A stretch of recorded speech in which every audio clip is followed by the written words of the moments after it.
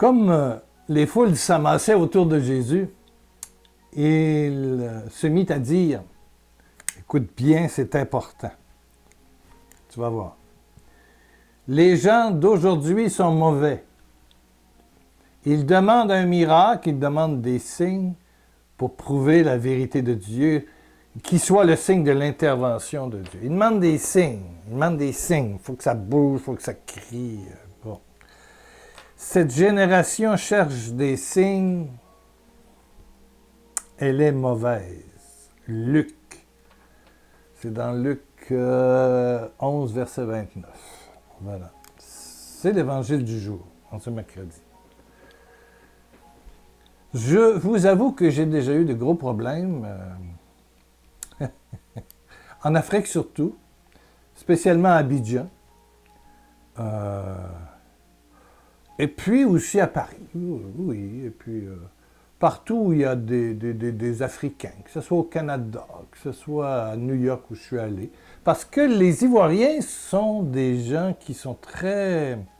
Ils créent beaucoup, ce sont des initiateurs, des groupes de prière, que ce soit, peu importe, ici au Canada, aux États-Unis, en France, en Belgique, en Allemagne où je suis allé, ce sont des Ivoiriens, je veux dire, malgré que la bergère était, non, elle était togolaise. Mais il y avait beaucoup de Zaïrois, de Congolais aussi. Bon, là c'est la Belgique et puis le... Bon, peu importe. Mais, au début de mes voyages, mes missions en terre africaine, spécialement en Côte d'Ivoire où je suis allé 20 fois. C'était dernièrement, l'an passé, c'était mon 20e voyage. Au début, les gens, ils n'étaient pas contents parce que ça criait pas. Il n'y avait pas des gens qui rentraient en transe. Ils s'énervaient.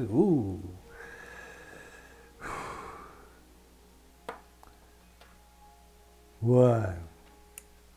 Donc, au début, comme ils m'entendaient à la Radio Espoir, et ça passe à cœur, ou appeler à Radio Espoir, demander, ils ont tous mes CD, même les derniers.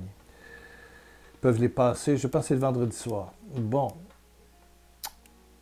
Alors, comme il n'y avait pas de cri, tout à coup, ils se sont mis à rire. Et après avoir ri, prié, et puis on faisait ministère de guérison, et puis il y a des gens qui étaient guéris.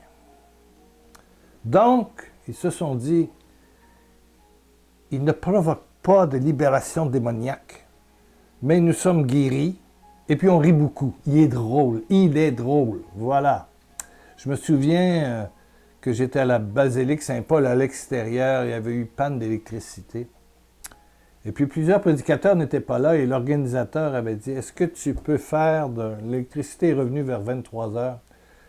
Il dit, je te donne la parole à 23h30, peux-tu faire jusqu'à 3h du matin? J'ai dit, pardon, vous me demandez, 3h30, moi j'ai prévu 3/4 d'heure, 1 heure. Alors là, je me suis laissé aller. Mais on a ri, ça n'avait aucun bon sens. Personne n'a dormi, parce que quand on fait des nuits d'adoration, les gens amènent des nattes, et puis ils s'allongent, les enfants dorment, puis les adultes aussi. Là, personne riait, personne dormait, mais tout le monde riait. Et sur le blog pierrelacroix.com, le lendemain, combien de témoignages j'ai eu de gens qui ont dit, on a beaucoup ri, et le plus spécial, c'est qu'on n'a jamais autant prié. Ben, c'est ça. De l'humour, de la joie, entrez dans ma joie, dit Jésus. Et puis, je te dis que tu crois, et si tu participes, et si tu es dans la joie, c'est dans la foi, tu verras la gloire de Dieu. Tu verras la gloire de Dieu. Et si le signe qui était le nôtre, celui des chrétiens renouvelés, de la Nouvelle Alliance, était la joie. Paul VI a écrit un encyclique dont le titre est « Évangéliser dans la joie ». Dans la joie. Dans la joie. Voilà. C'est une joie qui vient du cœur et qui peut se transformer comme ça en humour collectif. Vraiment, on a ri. C'est pas possible. Et puis, l'Esprit Saint s'est répandu sur toutes les personnes qui étaient là. Et le moment de prière a été glorieux. Les annonces de guérison, waouh, waouh, waouh, waouh, waouh. Ça tombait dans l'esprit partout. Ceux qui étaient là, vous étiez 10 000, 12 000, 15 000. Oui, oui, vous vous en souvenez. C'est avant la guerre, ça doit être 2010, 2009. Je sais pas, quelque chose comme ça. Ouais, ouais, ouais, ouais, ouais, ouais, ouais. Alléluia, alléluia. Prions, doucement. Tu sais ce qu'on va demander aujourd'hui? La joie. La joie. Ce vendredi 6 mars, la joie. La joie de Dieu. La joie de Dieu. Ouais, ouais. Pas des humoristes, là. La joie de Dieu. Détends-toi, mets-toi en prière. Et répète après moi, Père, Père. Ouvre tes deux mains, voilà. Père, Père, Père, Père, Père. Que tu sois jeune, pas croyant, pas pratiquant, ça n'a aucune importance. Ton papa est là, il t'aime, et il va commencer une démarche avec toi. Père, par Jésus, je reçois ta joie spirituelle au fond de mon cœur.